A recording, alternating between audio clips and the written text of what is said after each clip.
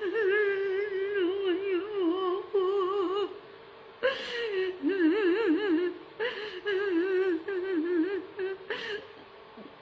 Tulungan niyo po ako makauwi.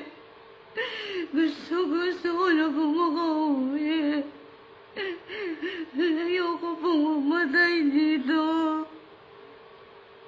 Dahil po sa mga nangyayari sa bansa natin dahil sa coronavirus na yan, ayoko pong mamatay. Ayoko pong mamatay. Gusto ko na pong umuwi. Sa lahat po nung nakakakilala sa akin, tulungan niyo po ako makauwi ng Pilipinas. Iyot na po ako. Ayoko po mamatay